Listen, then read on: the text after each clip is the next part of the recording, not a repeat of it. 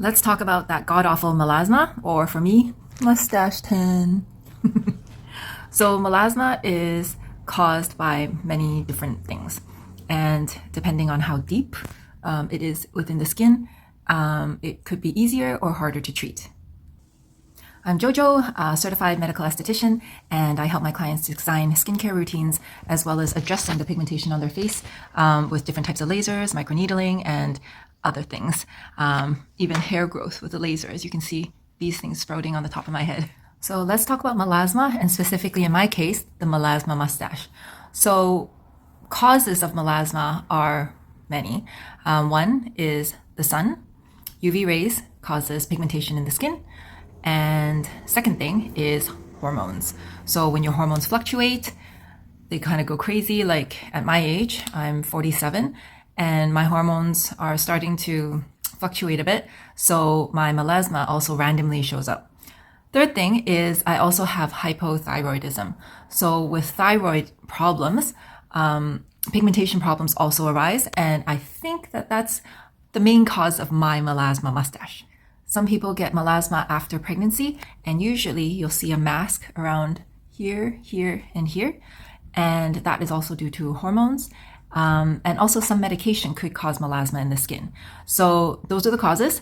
And we're going to go straight into what we can do at home in terms of topical solutions to help reduce the melasma. And the key word here is reduce melasma and not fully get rid of melasma, because when your hormones change or when you're exposed to a little bit more sunlight, then the melasma does creep up, or when my hypothyroidism acts up, then my melasma comes out again. So it's managing the melasma and managing the flare-ups versus totally getting rid of it. So let's look at some things that can help us prevent the pigmentation in the first place. So antioxidants like vitamin C, niacinamide, using it underneath a mineral sunscreen will help prevent further pigmentation in your skin, because mineral sunscreen reflects the light versus chemical sunscreen absorbs the UV rays. So you want one that reflects the light with zinc oxide, titanium dioxide, and a tinted one also reduces the damage caused by blue light. Now, there are skincare ingredients called tyrosinase inhibitors, and tyrosinase is the enzyme that is required in order to make melanin, which is what causes your skin to get more pigmentation. So when you're looking at the list of skincare ingredients inside your skincare, you want these ingredients: tranexamic acid, kojic acid, arbutin, niacinamide, licorice root extract, green tea extract, and hydroquinone. So skincare products in Canada that have over 2% of hydroquinone is required to be prescribed by a dermatologist or a physician because of certain problems it was supposedly linked to in the medical field. However, I don't really believe that the study that was done on this ingredient was that thorough. So I actually am a big fan of using hydroquinone in order to treat pigmentation and specifically melasma. Tranexamic acid can also be prescribed orally by a physician to target melasma.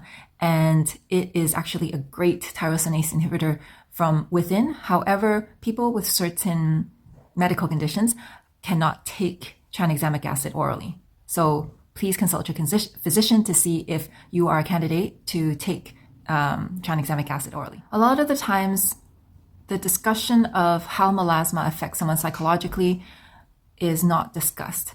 So I would like to say that, I've always had pigmentation problems. Well, they're not really problems, they're like freckles. And within like the Asian community, or specifically for me, because I'm Chinese, having freckles is not considered beautiful. And literally in Cantonese, it's translated from muxi, so ink shit, which is splattered all over my face that you can see. So the main take from this is having a healthy relationship with your melasma, with your pigmentation, is more beneficial to being able to lighten or reduce it, because stress also messes up the hormones. Hormones will then cause your melasma to flare up. So if you're able to manage your stress, manage how you think about approaching melasma or pigmentation, then you're able to lighten it and control it rather than having it control you. So I've just quickly moved to a different room with different lighting so that you can see my Melasma mustache a little bit better. And I do have a little bit of tinted sunscreen on today, so it does cover it up a little bit, but like I said, we have to manage ourselves, and we have to manage how we feel about ourselves in order to survive in this society today. So let's manage our melasma and pigmentation together.